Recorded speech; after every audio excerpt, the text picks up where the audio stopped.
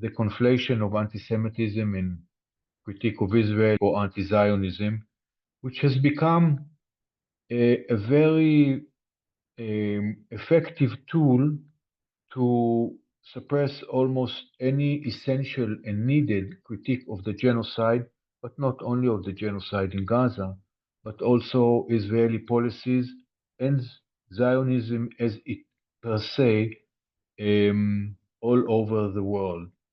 As an Israeli philosopher who now works in America said, this allegation of anti-Semitism is a kind of an iron dome, discursive iron dome against against critique of Israel. You have to be so careful to choose your words and your symbols.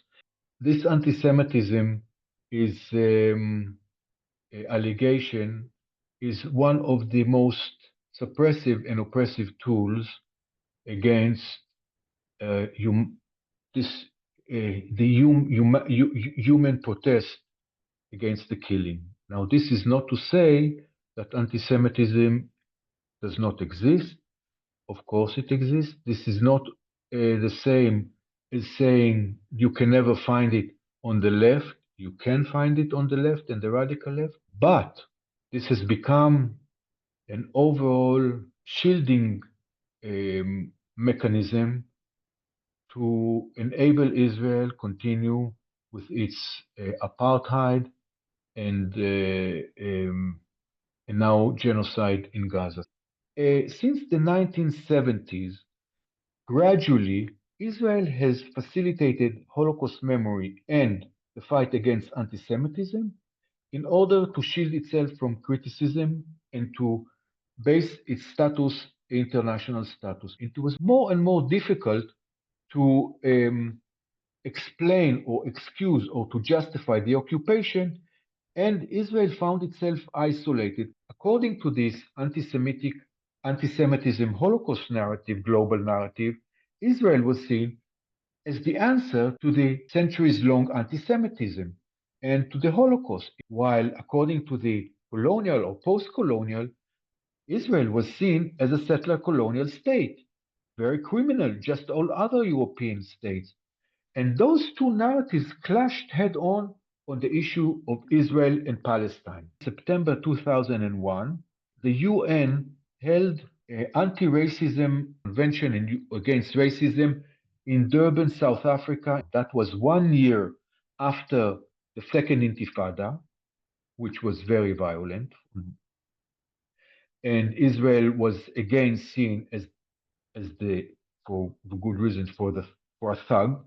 And there was huge criticism against Israel that was somehow blocked in the main conference by America and other European countries. At the same time, there was also another assembly of human rights organizations from all over the world. And there, United States could not help Israel, and the critique against Israel was very, very harsh.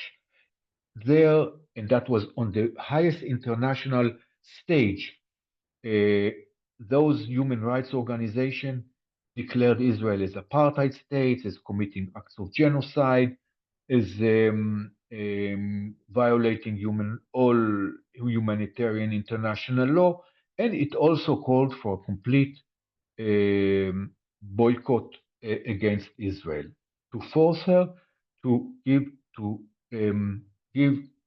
justice to the Palestinians.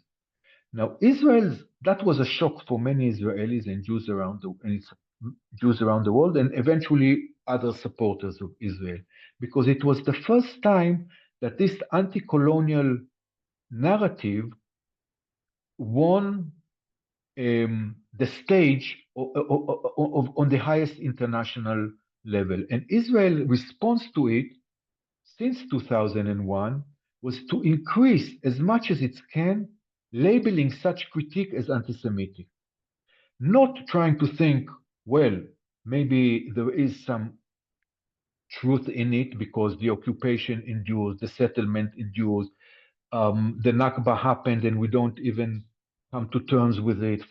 More than 500 villages were destroyed. There was an ethnic cleansing during the 1948. We don't come to terms with it. But when someone puts a mirror in front of our face, we will call it anti-Semitic.